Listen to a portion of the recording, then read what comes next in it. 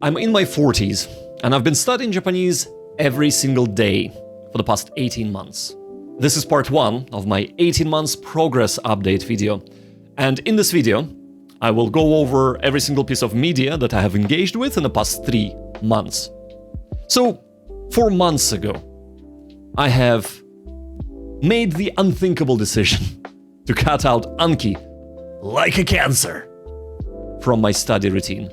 That meant no other spaced repetition system or flashcards or anything like that. So I had to read, listen, and watch Japanese content in order to learn.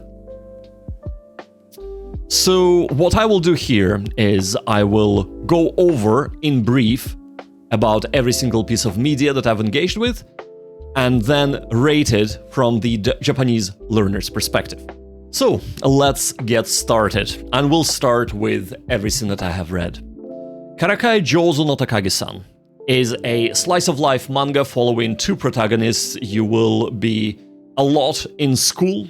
You will be following these not yet couple through their becoming adults, or at least young adults, should I say.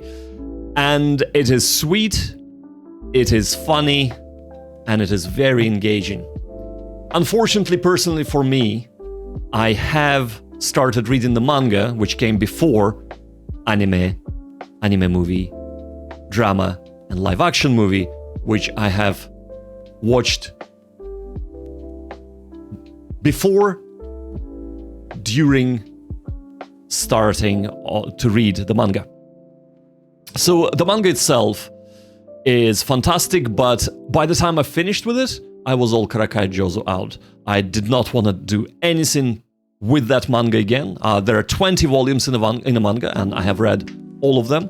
There is a continuation also, if you enjoy it, called Karakai Jouzu Moto no Takagi-san, so former Takagi-san. And I have read, I think, the first volume of that, and after that I just said, no, I can't take this anymore, it's too much for me. But if you weren't saturated from watching everything else before starting to read the manga, then you will find it very enjoyable. This was the second manga I've ever read. I first read Yotsuba To, 15 volumes of that, and this is a fantastic second manga to read, and maybe even first manga, but for the first manga, I might still say read Yotsuba To. It's just a little bit easier in my honest opinion. So, what will you be encountering in terms of vocab here? Well, it will be a lot of day-to-day vocab. However, you would also be learning how to deviously plan things and make silly competitions. A little bit of romance also makes its appearance. And of course, a lot of school life vocab present as well, because it is school life. How would I rate it from the Japanese learner's perspective? The only thing that mars this for me, like if I was to say for myself, B, because it was a slog at times. The biggest issue is that anime and manga cover a lot of the same ground. There are some episodes in anime that are unique to it, there are some stories in manga that are unique to it, but for 90%, if not 95%, is exactly the same. It would be B tier for me personally. However, because it's not for me personally, if this is the only thing you decide to engage with in the series, it's an absolute S tier. It's funny, it's engaging, and the vocab is exactly what you need to be conversing in a day-to-day Japanese. Alright, so that was manga. Next up is the first ever full book that I have read, called Yakamashi Mura no Kodomotachi. So Yakamashi Mura no Kodomotachi. This is a children's book. It's primarily designed for Shogakusei Sannensei, so third year of the primary school of Japanese, and it's a Swedish book translated into Japanese. So it follows the main character, her 2 brothers, and the rest of the gang of the three houses that are kind of situated together in the middle of nowhere in a rural Sweden. As you would expect, the story is very much catered towards children, and it is day-to-day shenanigans of the children going to school, sleeping in haystacks, and things like that, playing with dolls, brothers being mean to sister. You know what I'm talking about. So, from the point of view of the Japanese learner, it is a very good first book to read. Now, I have read 2 other books in Japanese, but they were more picture books for complete children, right? Total children. This is more... There are some pictures, so primarily in the beginning of every chapter, there is usually a picture, but it is text. Most of the work is covered by text rather than pictures. So I would say that from the point of view of the Japanese learner, it is really quite good. What brings it down is that the stories are not particularly engaging. They did not capture my imagination as much as, let's say, Karakai Jouzu no Takagi-san or indeed Yotsuba To. I read it primarily because I said this would be a good book for me to read as an entry into Japanese reading. And I'm quite proud to have finished it. It's about 180 pages long, but at the same time, it wasn't very engaging. So I would put it as an 8 here. Your mileage may vary in terms of interest, however. So that's all the reading that I have done. Let's move on to drama. So drama series is something that I enjoy a lot in Japanese learning, and the first one we're gonna cover is the one that I have actually watched quite a while ago, and that is Quartet. So, Quartet. Quartet follows a 4-person music band. Okay, they're not a music band. 4 people that get together who play classical music, and they try and make it work in terms of making it their full-time vocation. Whether they succeed or not, well, you'll have to watch the series to find out, but it is absolutely fantastic. So it isn't really slice of life, it's more drama and more than anything, suspense.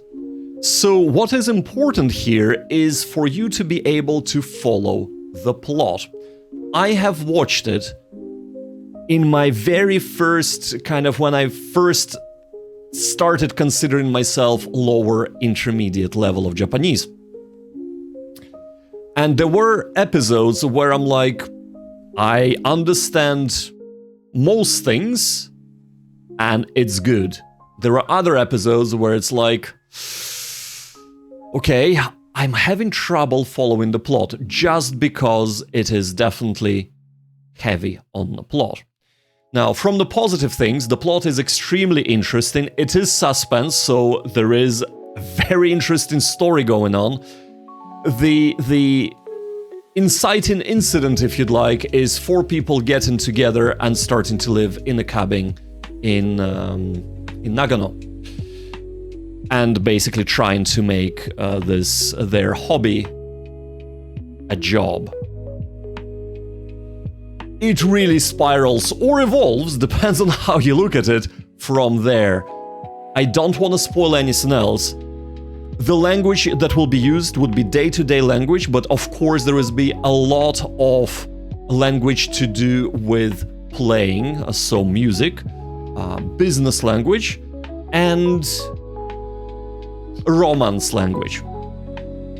But for the most part, it is day-to-day stuff. So very, very good to bring up your vocab.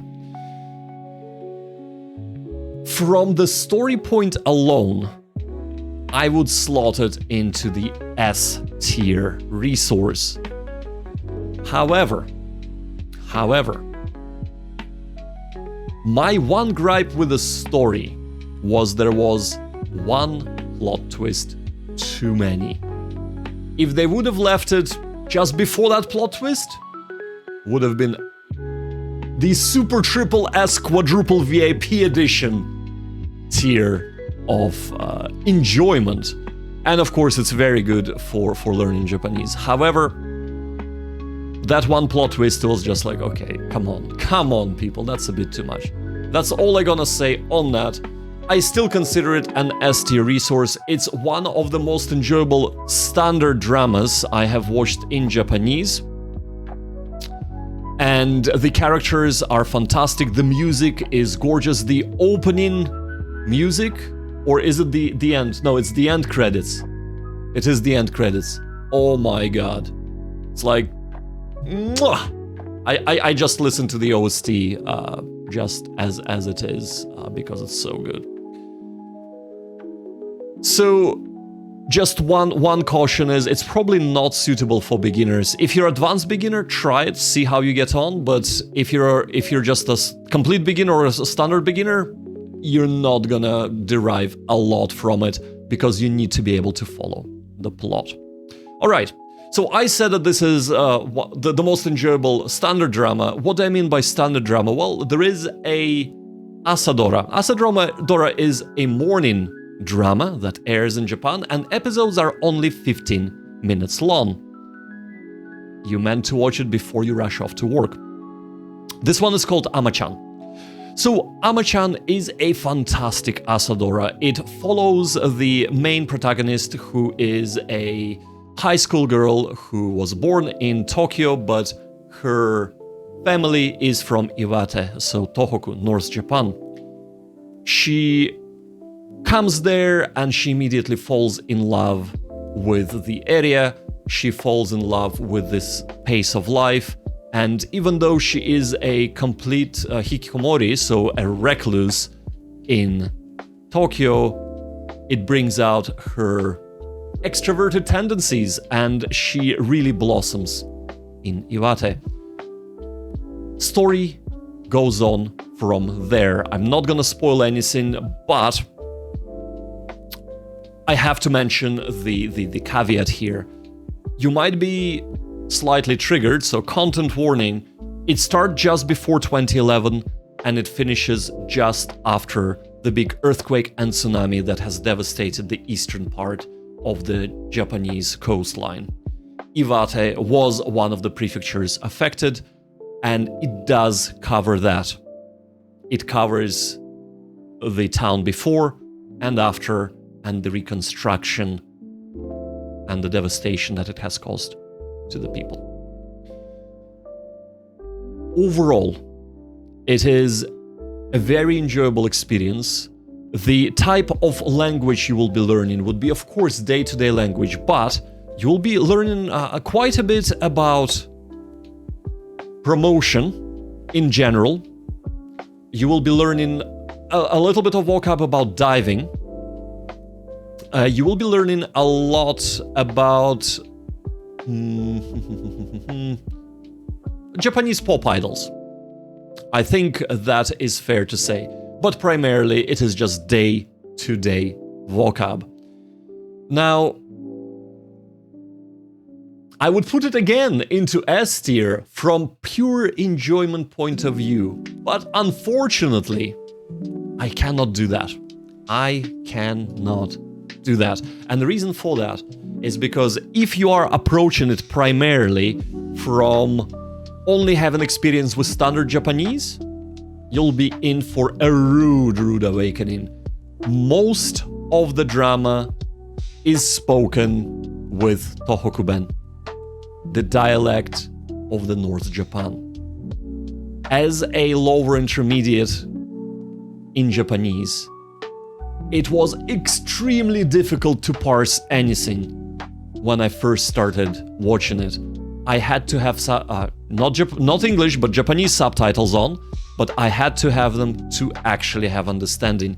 Now, because there are 156 episodes, remember it's only 15 minutes per episode, over time my comprehension increased and I stopped relying on the subtitles too much, but I still had to have subtitles enabled. So because of that, If you're not ready for that yet, this would be put into B tier from the Japanese learner's perspective. If you would like to learn the Tohoku, or at least if you'd like to be able to understand Tohoku-ben, S tier. S tier without a shadow of a doubt. It's comedy, it's slice of life, it's drama, it is hilarious, it is sweet, it's everything above. Really, really enjoyable, but I will put it into B tier just because most people might be approaching it from the point of view, I just want standard Japanese, that's what I'm learning right now. Alright, next one up, what do we have next? GTO, Great Teacher Onizuka. Great Teacher Onizuka. So this is a drama from 1998. There was a drama in 1998, there was an anime released in 1999, and readaptation in 2000s, and then of the drama, and then the movie that has just came out last year, the GTO revival. But this is specifically more on the GTO revival in a little bit, but this is specifically about GTO. So Great Teacher Onizuka drama from 1998. Fantastic drama. First and foremost, fantastic drama. Really enjoyable. In my honest opinion, much better than anime, because it is a little bit toned down in terms of ridiculousness. So what is this all about? It is about a brand new teacher who has a sketchy past. He, as a matter of fact, he was a gang leader of a bike. Let's try this again. He was a gang leader of a bike gang. So he starts working as a teacher in a school, and he is given the worst class in the school, all delinquents. This is a story of how he goes to win over the class, one student at a time, and the teachers, and inspire the class to greatness and learn and stop their nefarious ways, right? So, and mend hearts. I know it's fun, it sounds silly, but after watching that, I really thought, oh my god, I want to become a teacher. This is where it's all about. I know, I'm easily excited.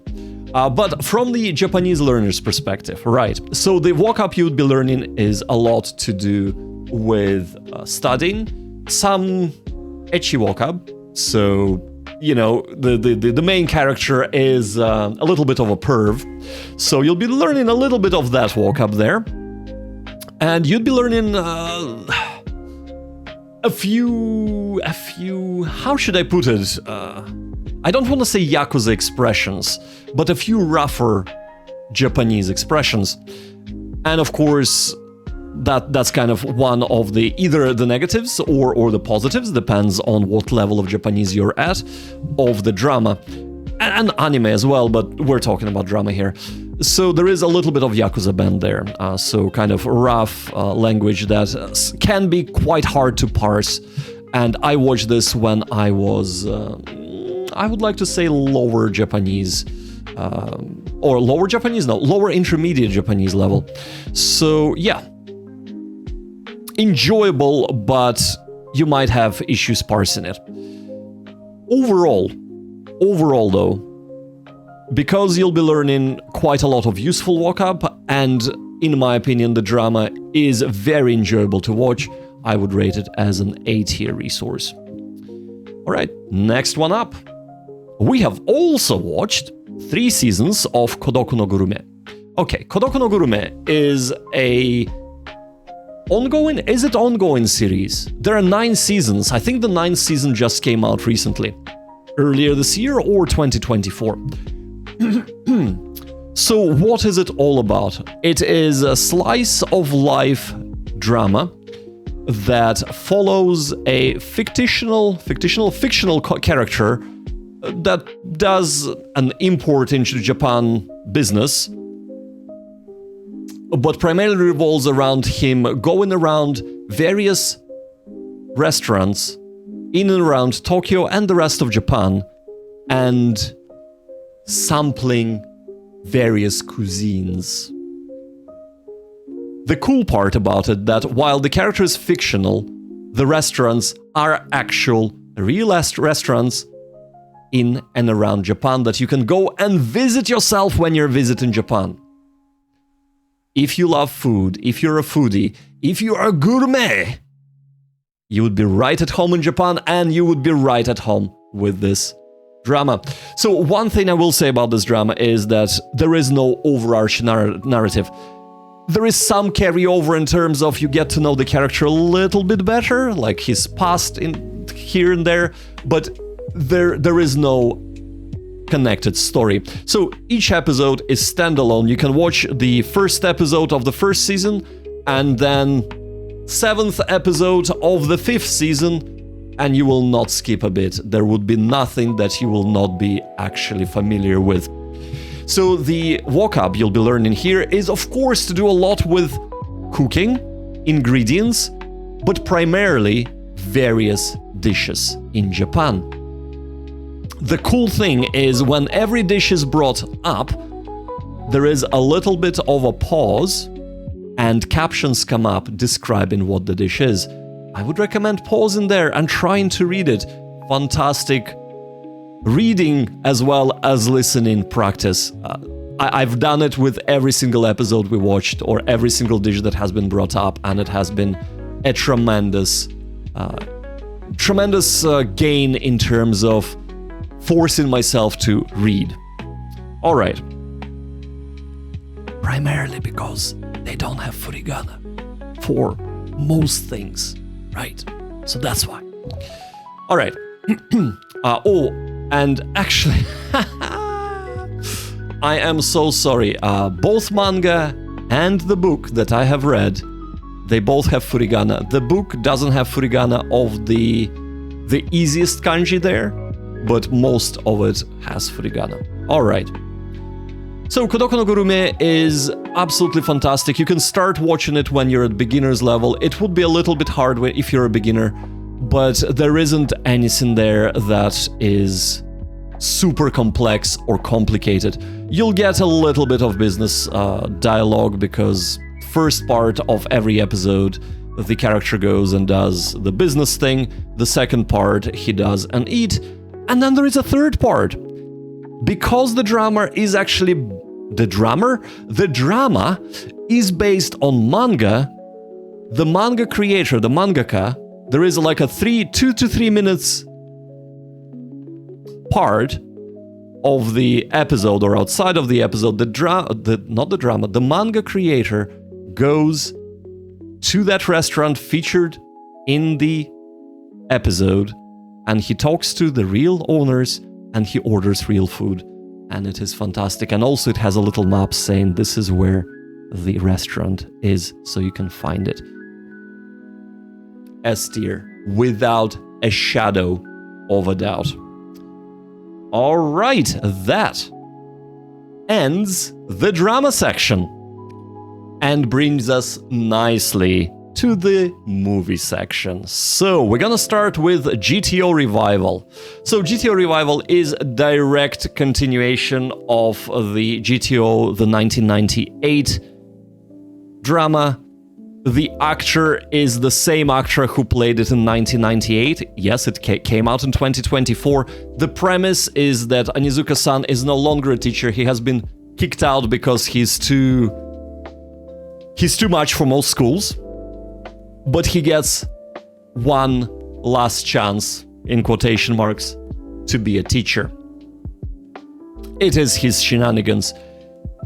It retreads the same ground that the original drama made. It's very much a fan service to the people who have enjoyed the original drama.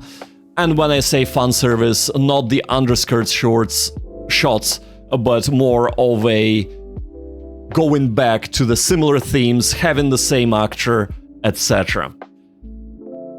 Some of the plot was a little bit like, really? Okay, that's a bit too much. But overall, it was an enjoyable experience. From the point of view of learning the Japanese, I would say it's very similar to the original drama. You will be going over the same vocab, and there isn't anything extra there from the point of view of learning Japanese.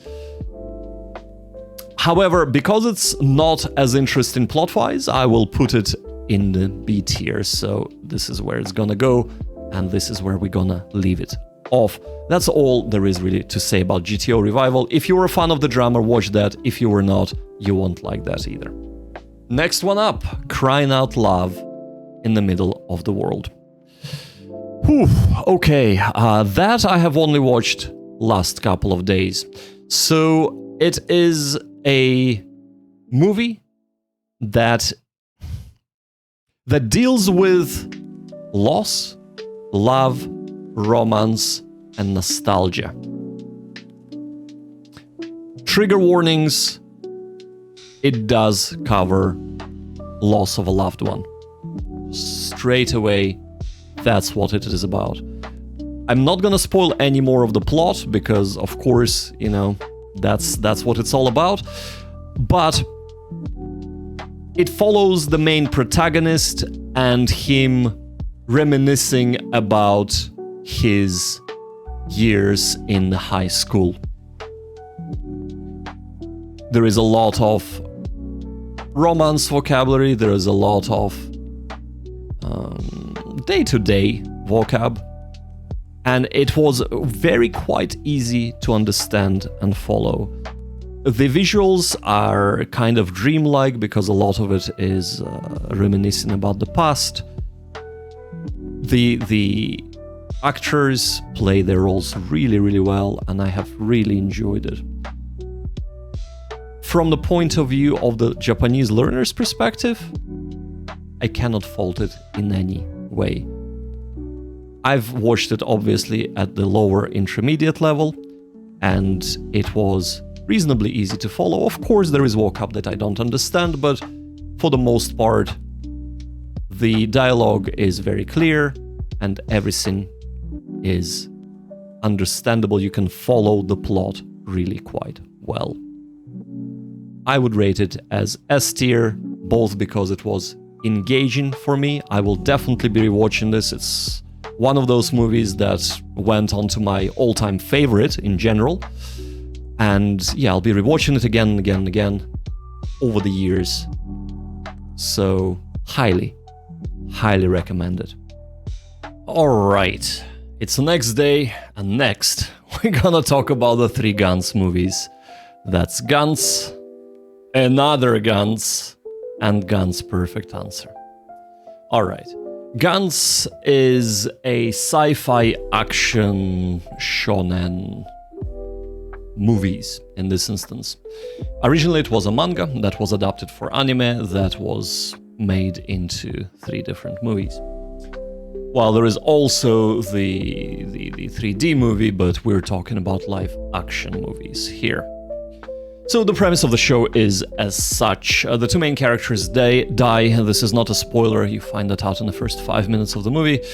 And then they're transported to a room with a black sphere in it. The black sphere is called Guns. Guns says, "Yo, homies, you are mine now, you are dead, and you're gonna do my bidding, suckers. You cannot leave the room unless Guns teleports you out."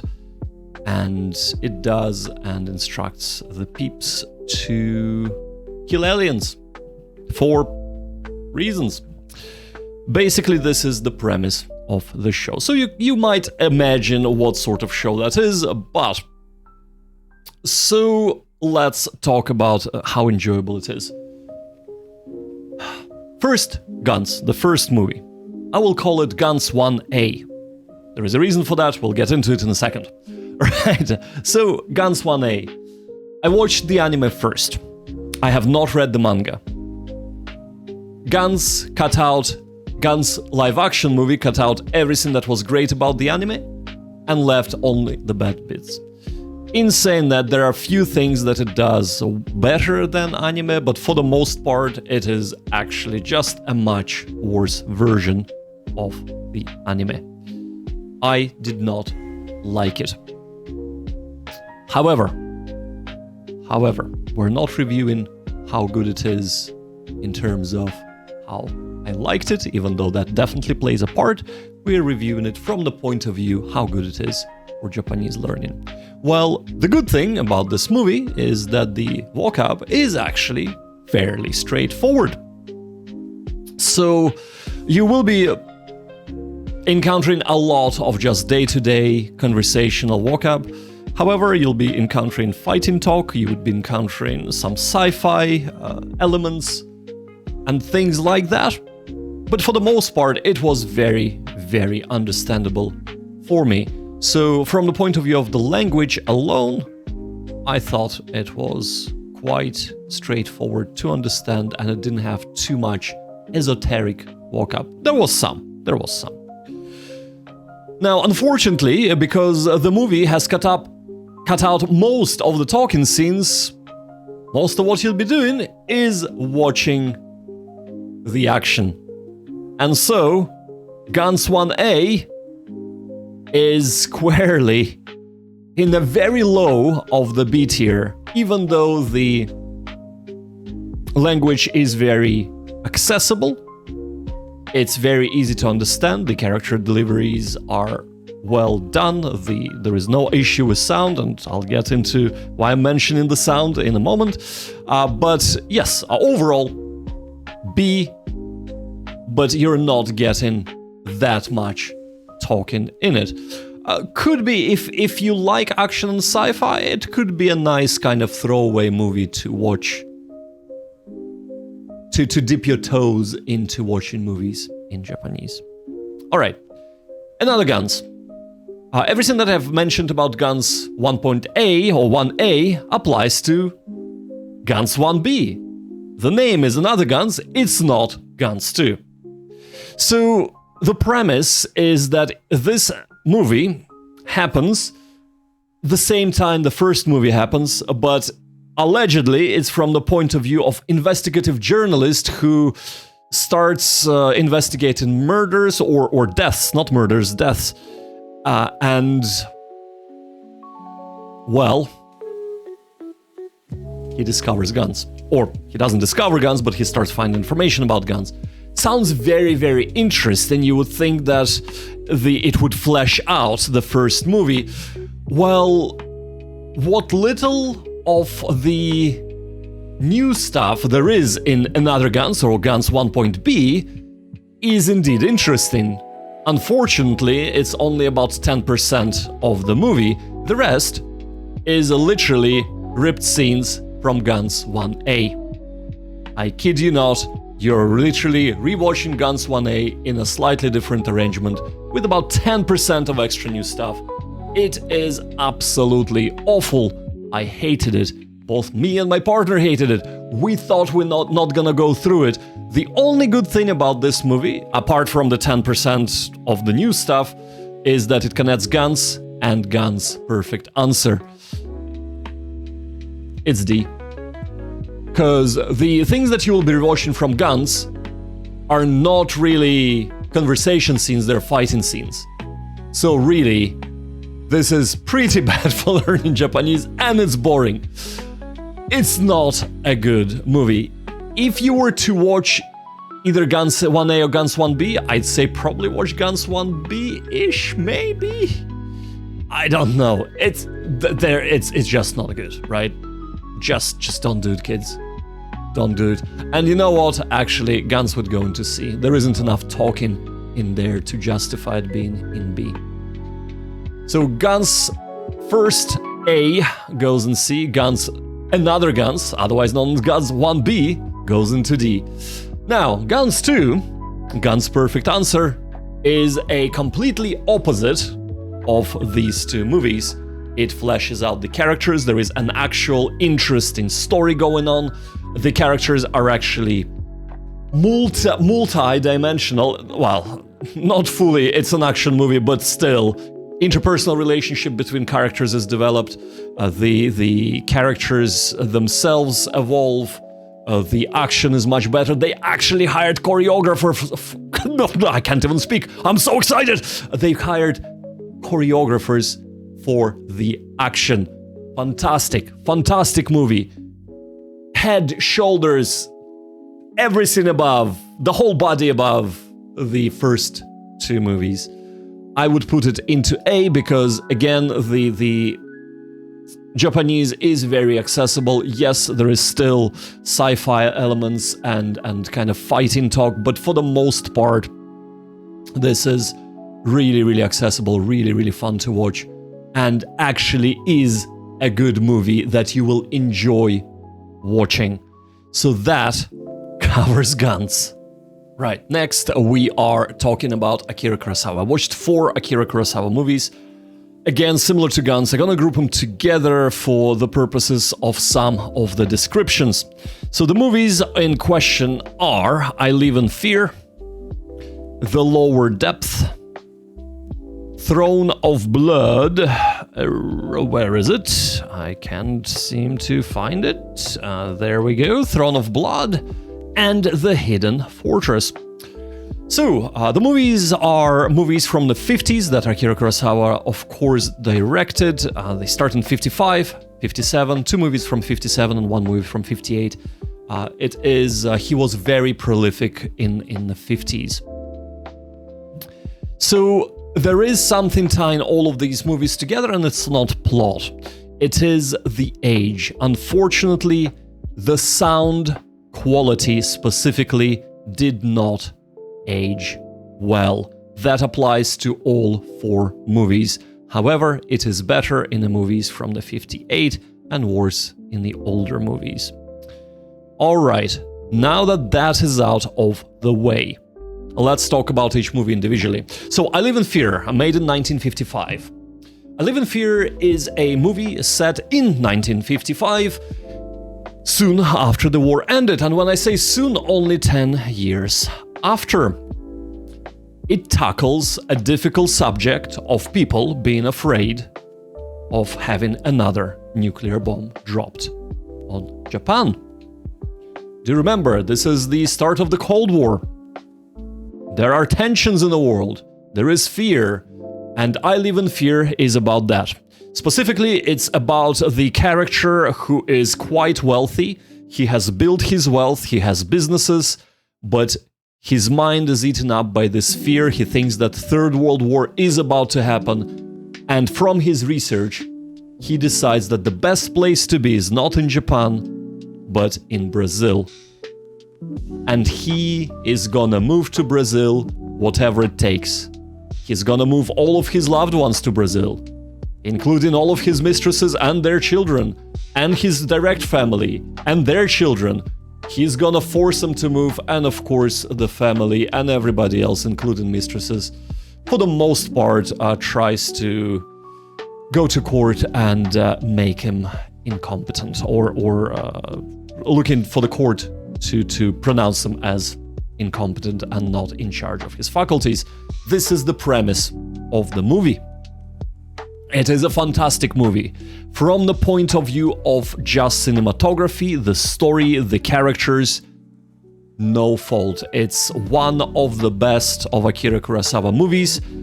If you kind of want to know what I think is the best, I think in terms of the story and the characters, Ikiru is my favorite Akira Kurosawa movie, and Seven Samurai is, in the general sense, my favorite Akira Kurosawa movie. But I Live in Fear is very, very much up there with those 2 classics. Unfortunately, and this applies to all of the movies, it suffers from the audio quality, as I mentioned before, but also, which contributes to that, Akira Kurosawa was one of the first directors who moved away from a very much enunciated speech in the movies towards a more natural way, the way that normal people speak. So there's a lot of mumbling, a lot of kind of trailing off, a lot of hard to hear things which make the characters more authentic and believable, but unfortunately, for the language learners, combined with the audio quality, it makes it almost impossible to understand without subtitles. I have had to watch this with Japanese subtitles. So I have loved the movie, but from the point of view of Japanese learners' perspective, it is not particularly good. Movie alone would be S tier. But that's not what we're looking at. I have to put it in the C tier, unfortunately. Well, lower, very low B tier. You know what? Very low B tier. You will still be having a lot of dialogue. It might be a good practice trying to hear in less than ideal situation, but at a lower intermediate level, this was a very, very hard movie to access from the point of view of Japanese, and having had to watch this with the Japanese subtitles, it just made it barely understandable for me, right? Oh well, I'm lying here, but it was hard to understand. Let's put it that way and leave it there. All right, next one up is The Lower Depths. This is made in 1957. It is set in, I think it's Edo Jidai, Edo period, the end of Edo period. I think that's where it's set. Basically, this is based on a Russian novel, and there is no one protagonist in it. We are witnessing the life of pretty much the lowest of the low, hence the lower depth. It's a life in a shack that is a communal house. And when I say a communal house, basically for people who cannot afford to rent a room, this is a house that is, or a shack that is kind of about to fall over. It's propped up by beams of wooden beams, and it looks like it's just about to fall down and kill anybody inside of it. But the whole setup is examination of human condition. We are looking at how people delude themselves, how people cope with their condition, how people find love and laughter and joy in their condition, and how they find misery in their condition as well. It is funny, it is tragic, and it is very, very much human. I absolutely loved it. However, all the things I said about speech and audio quality applies to this as well, and even worse, I couldn't find any Japanese subtitles for this movie. We only had English subtitles, and my partner, who is Japanese, she said, I have to have subtitles, I cannot understand everything. So unfortunately, because of that, it is C tier for learning Japanese. In saying that, you will be encountering a lot of day-to-day conversations. Some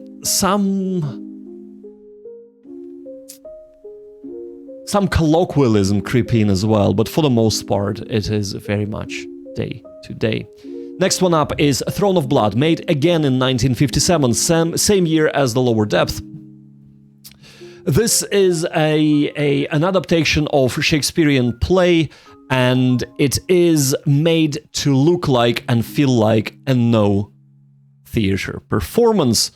So it's minimalist, and the deliveries are almost over the top, but of course not in a way that no, it's still a movie, but not in a way that no is delivered, but more in a way that everything is presented and is set up, and it's meant to look more like a theatrical set. I did not like this. I did not like the theme. I did not like the premise is, so let's talk about the premise. The theme and the premise is that the two friends, two generals, get lost going back to the castle of their lord, and they encounter a spirit or a hag who tells them their fortune and tells one that they will become a general and the other they will become the lord of the whole lands. They come back to the castle to report the victory, and they are granted lands and titles. It goes from there. It's a tale of betrayal and etc. Now,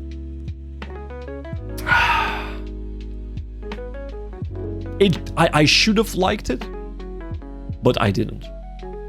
The audio quality is a little bit better than the lower depth, roughly on par with I Live in Fear, but the movie just did not grip me. I found it boring. I found that the language itself was very, very hard to parse, not in terms of even the audio quality or the way they were speaking, but in terms of the words used. So my understanding was very, very low with this one. That could have contributed to me not liking it. And again, for your reference, I am lower intermediate. I have said that a lot. So unfortunately, I would have to drop it to D just because I did not personally enjoy it. And after all, it is my tier list. Right, next one up is The Hidden Fortress, made in 1958. So all things apply the same as the others in terms of audio quality, etc. But the premise is it primarily concentrates on two peasants who had to go to war. They arrived late. They were made to clean up the battlefield. They are on the way to go back to their village, and they get caught because they mistake them basically for the enemy and put into a slave camp, which then they escape from, and the story goes from there. There is a lot of comedic elements in it. The two peasants are in many ways larger than life. They are fantastic, funny characters, funny dudes, and it is a very enjoyable, a little bit of an action, not so much, but a little bit of an action movie. I really enjoyed this one. I have really enjoyed this one. Unfortunately, the audio quality, as I said, and the speech is hard to parse.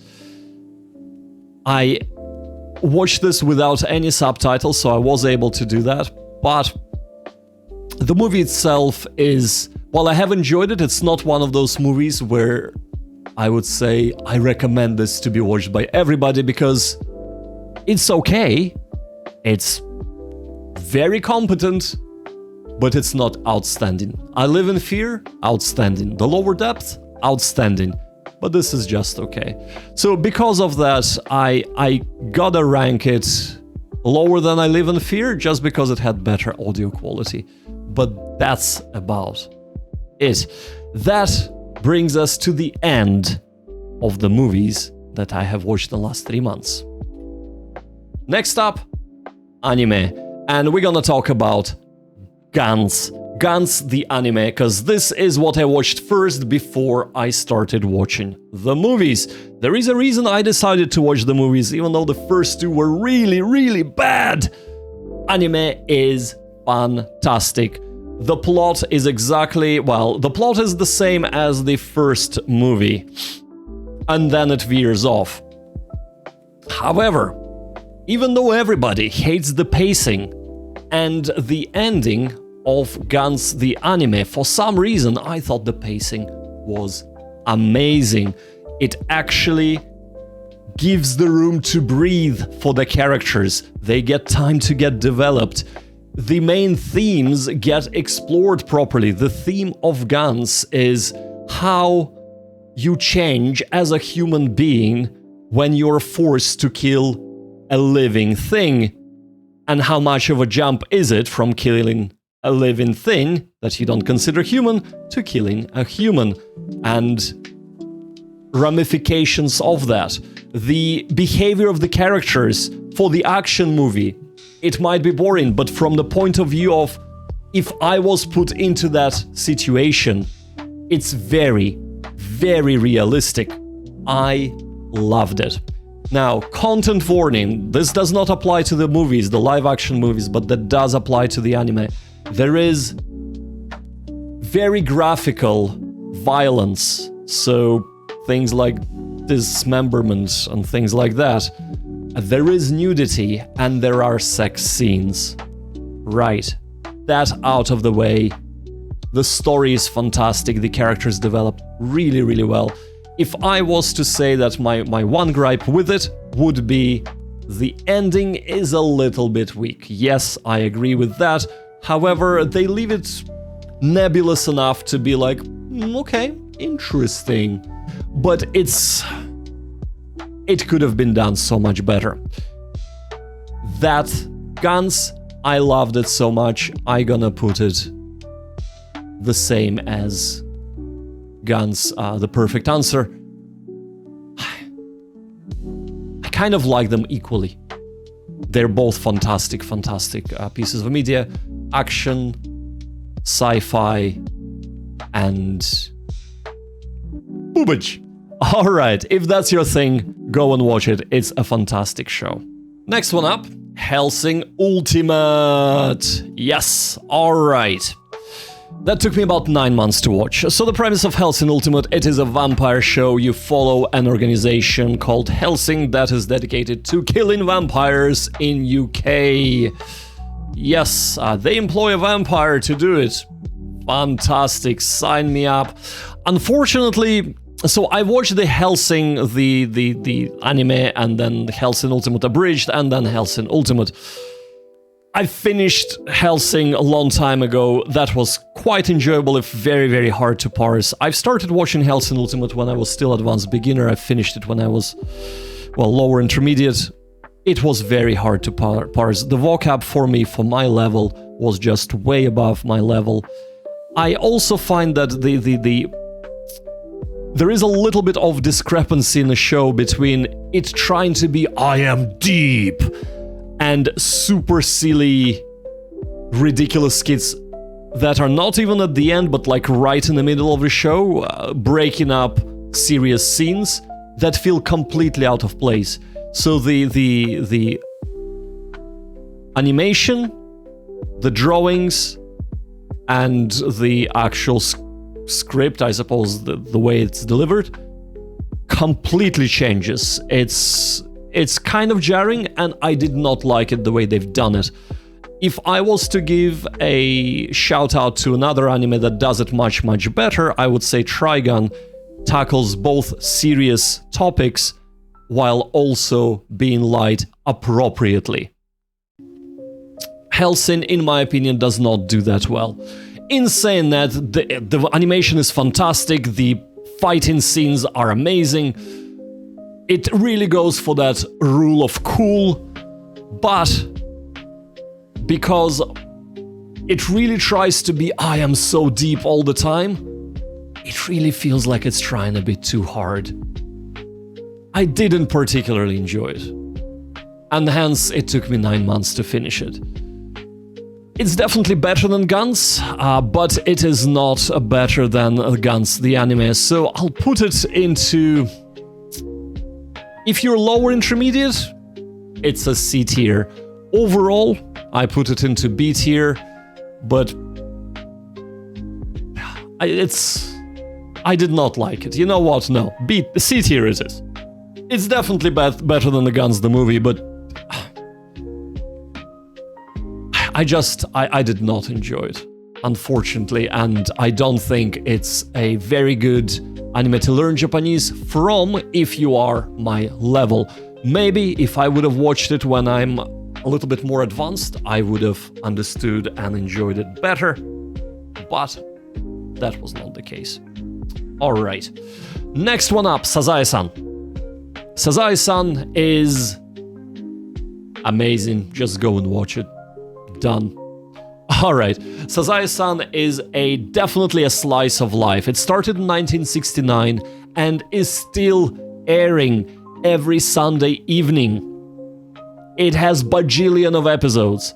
Each episode is divided into 3 unrelated, for the most part, stories. It's like every episode is, I think, 24 minutes or 22 minutes, and it's very much a bite-size slice of life in Japan.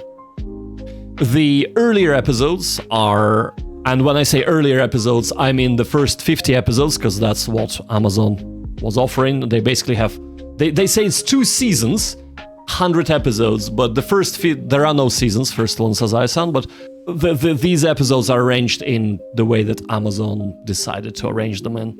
So the first 50 episodes are the first 50 episodes that ever aired, and then the second 50 episodes are just randomly selected episodes by Amazon to name as a second season.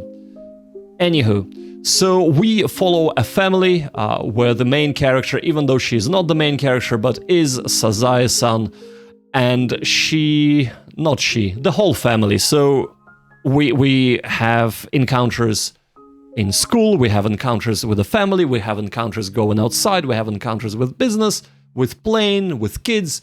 All that to say is that it's probably one of the better anime to learn Japanese for two reasons.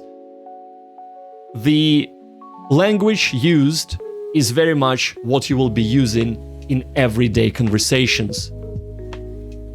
And you have bajillion of episodes. Also, while you do get to know the characters, there isn't really a big overarching plot, and there are 3 stories, usually unrelated, within the same episode as well. So you will be kind of having these bite-chunk, self-contained stories that you can enjoy and are very comprehensible. I cannot sing enough praises for it. Also, it is learning Japanese culture, because you ask anybody in Japan and at some point they would have seen at least a couple of episodes of Sazae-san, and most of them would have watched a lot of them when they were growing up. So highly recommended. Also, unlike Doraemon, which aimed squarely at younger audiences, Sazae-san, I feel personally, can be watched by adults and enjoyed by adults much more than Doraemon can. For that reason, this is an S-tier resource. If I was to criticize one thing, is that because the show was made in 1969, the art style carried over until now. So if you are a teenager who only cares about how cool Japanese anime looks, you will not like it, because the art style is old and has not evolved at all. But I did not care, because the characters were funny, the stories were interesting, and I was learning a lot of the language. That is it about the Sazae-san. Next one up, podcasts. Alright, we start with Japanese old tales, Nihongo or Nihon no Mukashi Banashi by Lai Nita podcast. Alright, so I have been listening to a lot of different podcasts. Most of them were learner podcasts, but I decided, you know what? I need some Japanese culture and I want it to be comprehensible. So, folk tales, fairy tales. This is what most kids would be listening to, so I'd be learning what Japanese kids are learning, absorbing the culture, and of course, learning the language. How wrong was I with this podcast? Alright, first the good parts. The good parts, the quality is... the sound quality, because it's a podcast, very important, is professionally done. I want to say professionally voiced over, but maybe not. There is a lot of care put into that. That's the only thing I can say that is good about this podcast. So I don't know who this podcast is aimed at. The reason for that is because the voiceover really leans into this sexy ASMR One-chan voice, but that's exactly what makes it so hard to parse. It's this whispering bullshit that ASMR does. I did not enjoy that. Also, there was a lot of keigo being used in Mukashi Banashi, which children would not be able to really understand. And if you're at a point that you're trying to learn keigo, well, maybe you won't be looking to really listen to Mukashi Banashi, but maybe to a business talk, because that's where keigo is primarily used. So it goes into D. I did not enjoy it. I did not understand a lot of it. Because of that, it was really hard to parse. Now, in saying that, if I probably had active listening with it, that could have been a different story, but I listen to podcasts primarily when I'm doing other things, like running. Yes, it's a low-effort activity. I primarily concentrate on a podcast, but it was still very, very hard to parse, and hence, as a lower intermediate, my opinion, not a good podcast to learn Japanese. Alright, next one up is Nihon Mijikai Mukashi Banashi. Sounds similar, but it is not the same. So, Nihon Mijikai Mukashi Banashi is quite an old podcast, but it still receives episodes now and again. Because it's quite old, the audio quality in the beginning is not that great, but not from the point of view of it's hard to hear. I mean, it doesn't sound professional. However, it evolves over the years, of course. The fantastic part about this, though, is that unlike the previous podcasts that I've mentioned, while there is some Teinego and Keigo being used in the podcast, it is much less. And the delivery does not go for this ASMR BS. It is actually quite clear, so it's very easy to parse. And even though there was a lot of words that I didn't know, at the end of each episode, the narrator breaks down the story for you in their own words. Sometimes they relate it to real life, sometimes they talk about the actual story itself, but it makes the whole little fairy tale that they're talking about, the Mukashi Banashi, much more comprehensible, and I really, really appreciated that. Now, again, for lower intermediate, or I started listening to it when I was kind of still maybe... No, I was already lower intermediate at that stage. It was still not super comprehensible, so from the lower intermediate point of view, I would say it is squarely falls into the B bracket. It's average, but it is definitely a huge step up from the previous podcast that I have mentioned.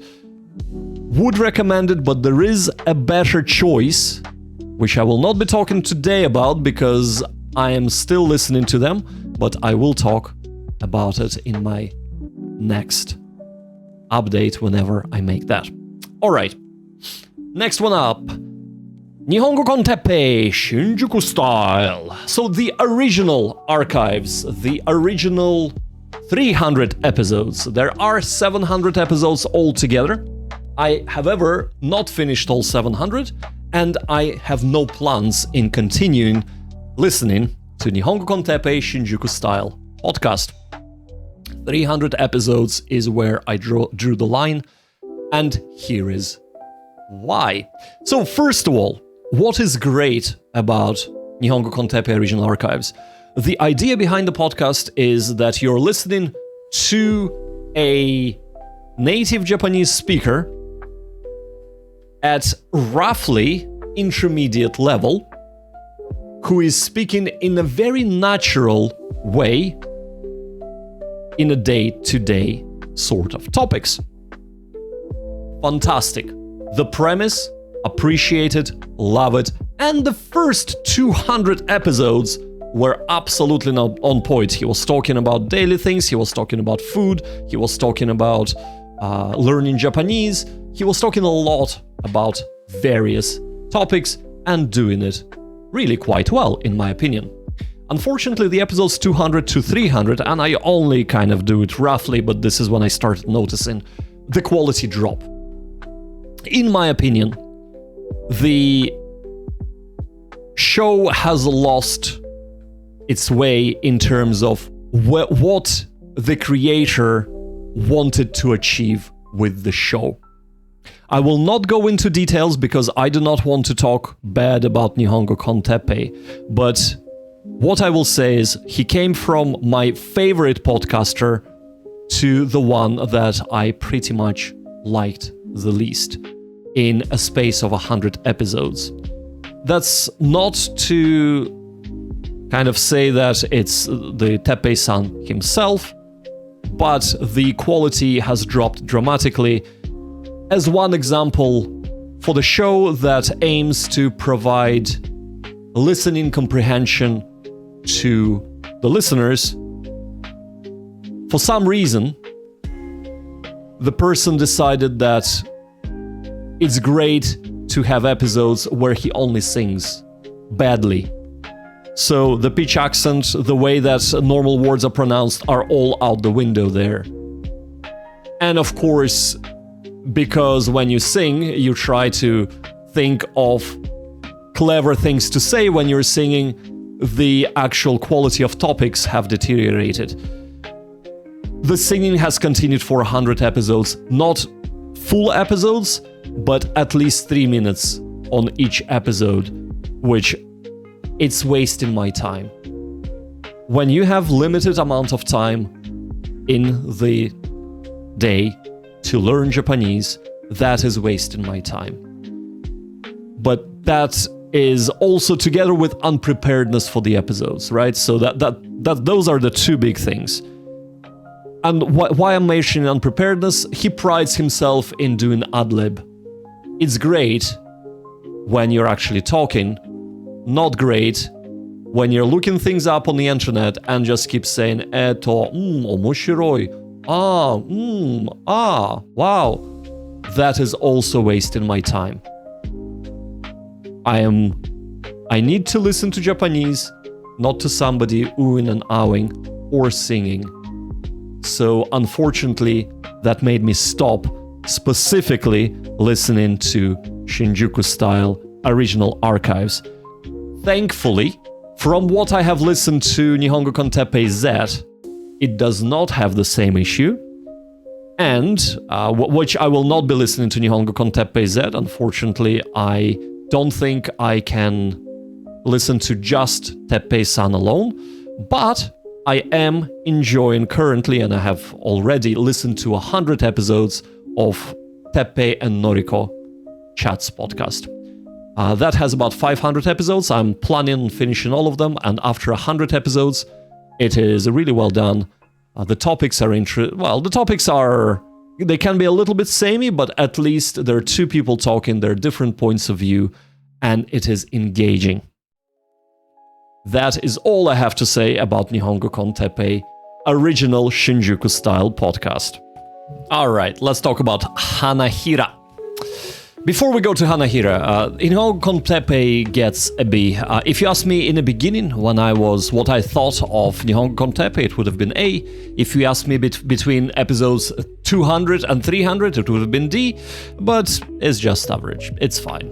It gets a pass. Alright, Hanahira. So, Hanahira is a visual novel. It is very much slice of life, moe and yuri. It doesn't have a plot, which is very important to know. However, the characters are written really, really well. What I really appreciated about it is that a lot of moe yuri visual novels do tend to insert a nameless male protagonist, making it more like a harem sort of thing, accumulating girls and, you gotta catch them all. I appreciated that this did not. It follows the the four heroines or protagonists, and nothing ever happens. Literally, we wake up, we go to school, we help with homework, we go back from school, we cook, we do sleepover, and things like that. Now, there are two things that I have to mention. So because it is yuri, there are a lot of innuendos, so it's probably made for male audience rather than female audience, most likely, I would assume. But there is no hentai parts in the visual novel, which I did appreciate. So the conversations are day-to-day. The language you'll be encountering is very much day-to-day language. You'll be encountering things like school, things like cooking, food, a lot of... one kind of specialty you'll get there is a lot of onomatopoeia. So that's probably the only difficulty you encounter with this. If you are advanced beginner, as your first visual novel, this is a perfect thing to do. The visual novel is not very long. either, which is a good thing when there is no overarching story. Even though there is no overarching story, as I said, the characters are really well fleshed out. They're all individuals and are very fun to interact. I have read a lot of things on the Japanese learning community that is, it's like a throwaway novel, etc. That might be so, but it doesn't mean that it's boring or not interesting if you are into fun characters, which I am. So I have enjoyed that. However, if you need a story, a plot to drag you along, you have to be gripped by the, by the overarching narrative, then of course you will not be having a good time with this. However, you are learning language first and foremost, and the characters are fantastic. So I would say it's an A-tier resource because of that, and I stand by my decision here. Alright, that's all I have to say about Hanahira. As I've mentioned before, this is only the first part of my 18 months progress update on Japanese. Watch out for the second part in a couple of weeks' time whenever I have time to make that. Now, if you have any recommendations for Japanese media, whether it is for lower intermediate going into intermediate level or any other level, beginner, advanced, etc., post it in the comments, share the love. I would definitely be checking out most things, at least if it's above or my level. And of course, always on the lookout for more things to watch, listen, and read in Japanese. Right, that is all I have for you. One last thing I will mention is this. I stream Monday to Friday from 2 p.m. British summertime, that's GMT +1, until about 6. We do study together streams where we study some together, quietly, focusing on what we're doing, and then we chat for a bit and do that for 4 hours. Last hour, I just play visual novel and chat to the audience. So join me for that, and maybe that will help you with motivation to study every day. Until next time, ganbappe! それじゃ、またね! Bye bye!